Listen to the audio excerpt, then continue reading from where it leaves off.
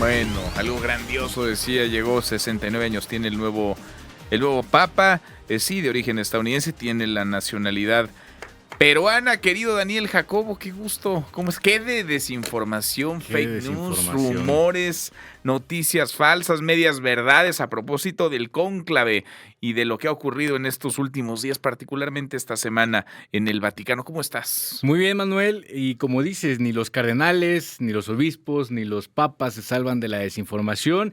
Y sobre todo es algo que se ha repetido en los últimos cónclaves, si no es que a lo largo de la historia de la Iglesia Católica, precisamente porque también hay que entender que esto, además de ser un máximo representante de esta iglesia, pues también es un jefe de Estado y por Ujú. lo tanto se vive política dentro del propio Vaticano y así lo hemos visto. Y entonces se arman unas campañas de desinformación, evidentemente para intentar desacreditar aquellos perfiles papables o más papables. A todos les toca, a todos les ha Sí. tocado y no fue la excepción con el caso de este nuevo Papa León XIV, que si bien los chismes y la desinformación no surgió, digamos, en estos últimos días de la conversación pública sobre él, sí la habían afectado, digamos, en el pasado, sobre todo cuando él tiene esta transición, digamos, de obispo a cardenal para convertirse en un papable, en un perfil papable, ¿no? Entonces, es relevante porque de alguna forma se busca tirar a ciertos perfiles. En Ujú. este caso, en la conversación pública en particular, era sobre Parolín, que era el italiano, que era Sí. como uno de los máximos perfiles que se apuntaban a ello,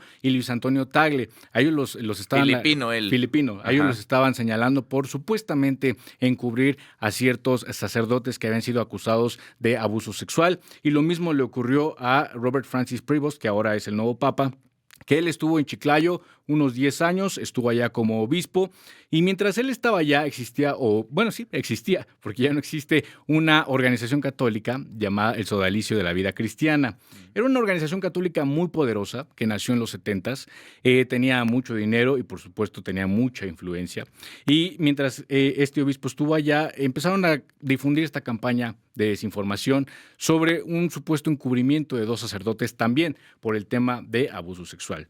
Y a lo que él lo acusaban era pues de faltar a la acción, ¿no? De no tener estas medidas cautelares para evitar que siguieran ocurriendo este tipo de abusos por parte de estos sacerdotes. Incluso también había información de que presuntamente él, cuando estaba en Chicago, había dejado que un sacerdote que había sido acusado de también abuso sexual residiera en un monasterio que estaba cercano a una escuela primaria.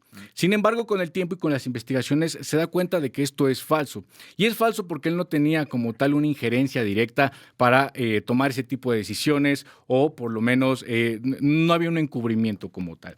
Lo que sucede en Perú fue el caso contrario y es completamente trastornada la versión, porque el Sodalicio fue una organización que más bien ellos cometían esos abusos, que ellos cometían esos agravios. Era abuso sexual, abuso físico, abuso psiquiátrico, sobre todo a menores de edad, que es un punto muy delicado. Esto se descubre a partir de una investigación que hacen un par de periodistas peruanos, Pedro Salinas y Paola, ahorita te digo el apellido de esta mujer periodista, pero ellos descubren en realidad a través de testimonios, infinidad de testimonios, que esta organización en realidad lo que estaba haciendo era todo lo que estaba acusando del obispo hoy Papa León XIV. Pero como tal, estas campañas de desinformación, y te decía, lo vimos a través de todos los cónclaves. Si nos vamos al pasado, Entonces fueron fake news, eso es fake news, es falso, esto es absolutamente falso, falso. completamente falso lo No que hay fue con él. nada que soporte que encubrió entonces a Exactamente, sacerdotes porque es una acusación muy acusados de directa abuso de sexual. que él los había encubierto y no es No es así. así. Y de hecho él buscó a las víctimas, las acercó al Papa y tan las acercó que el Papa tomó la decisión en enero de este año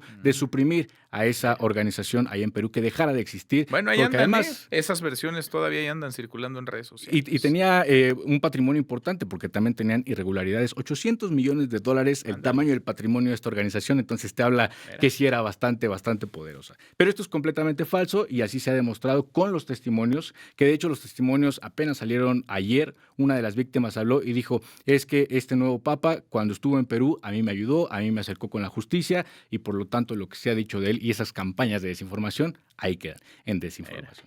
Pero como te decía, si uno viaja al pasado en el No, cónclave del bueno, 2012, sí. el propio Bergoglio fue víctima de desinformación, de que por un tema de salud no iba a poder llevar un papado largo porque sabíamos que tenía una infección pulmonar cuando fue joven. Sin embargo, eso no le impidió vivir una vida normal, digamos, ¿no? También lo acusaban de estar cercano a la dictadura argentina, cuando en realidad tampoco fue así. Él facilitó la liberación de algunos sacerdotes en aquella época. En 2005 también Ratzinger lo señalaban por haber pertenecido a las juventudes hitlerianas, cuando se olvida del contexto que pasaba en esos tiempos de la Segunda Guerra Mundial, que era sí o sí te incorporas a las juventudes hitlerianas, porque lo que necesita el ejército alemán son jóvenes que se vayan formando militarmente para combatir la guerra que estamos viviendo, ¿no? Entonces, es normal, evidentemente, que haya este tipo de campaña de desinformación porque es un entorno político que se vive y hay decisiones que se tienen que tomar y evidentemente hay grupos conservadores o grupos progresistas que quieren empujar a sus perfiles de acuerdo a sus ideologías para que se conviertan en el máximo representante de la Iglesia Católica. Y mira que permean,